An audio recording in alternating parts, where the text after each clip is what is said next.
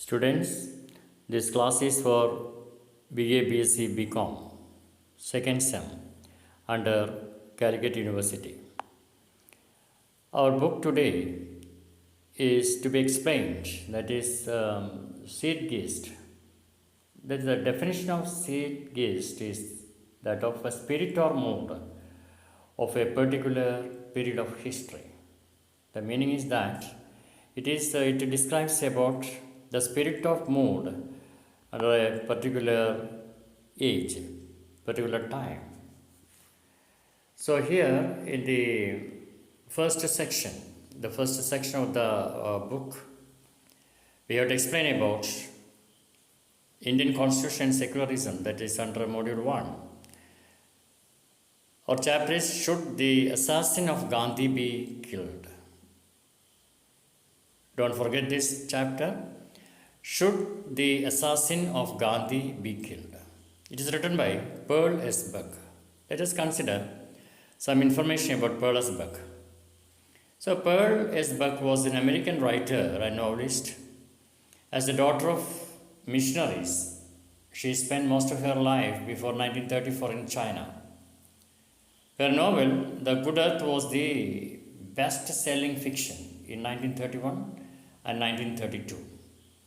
In 1938, she was awarded the Nobel Prize in Literature for her truly epic descriptions of peasant life in China and for her biographical masterpieces. On 30th January 1948, India witnessed the very tragic assassination of Mahatma Gandhi at the Birla House in New Delhi.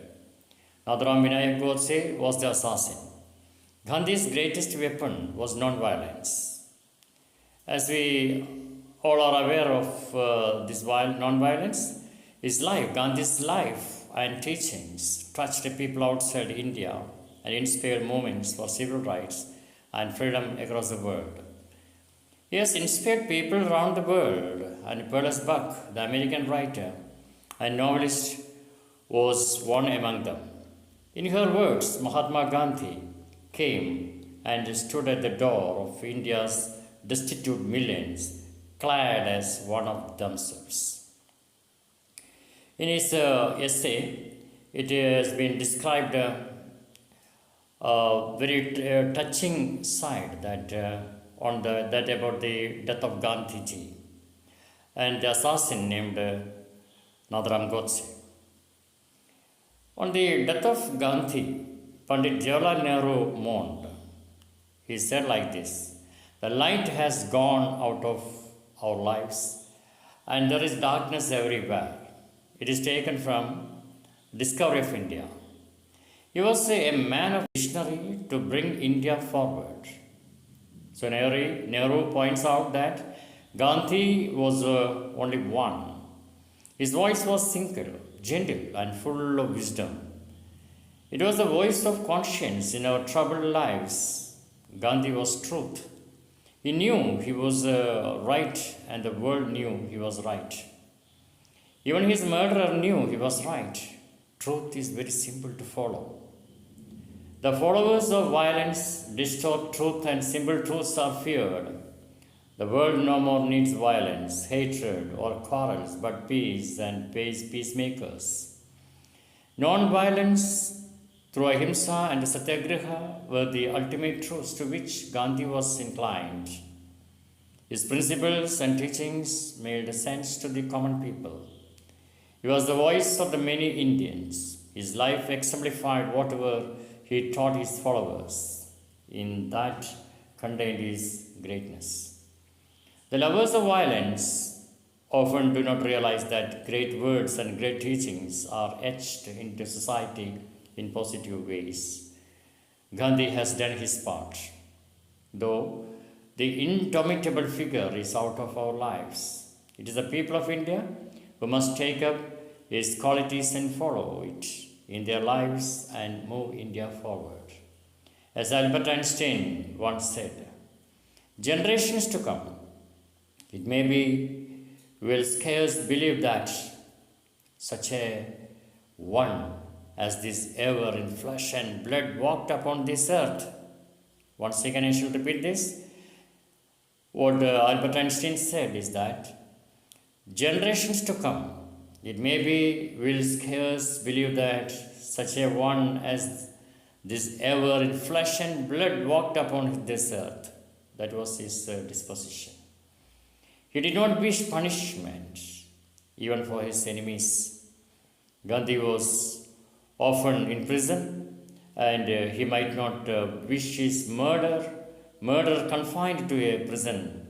His life was ideal, a perfect example for everyone to look on.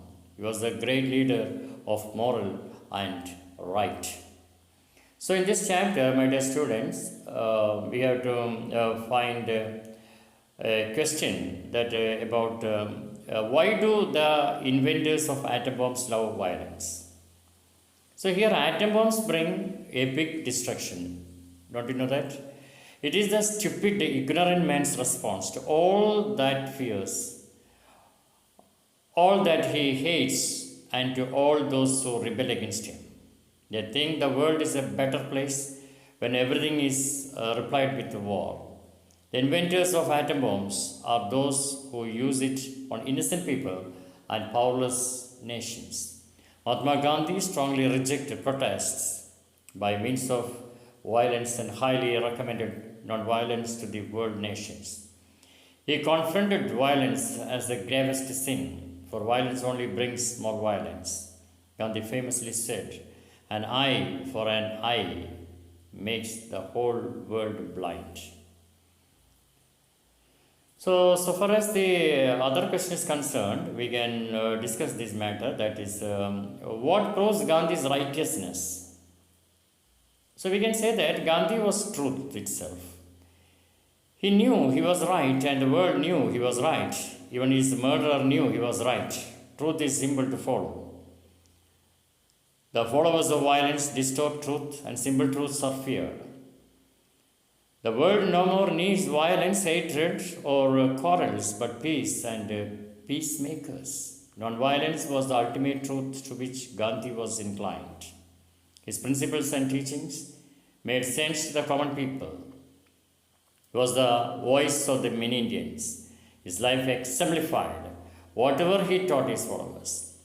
In that contained his greatness. He was indeed a simple man with a great wisdom.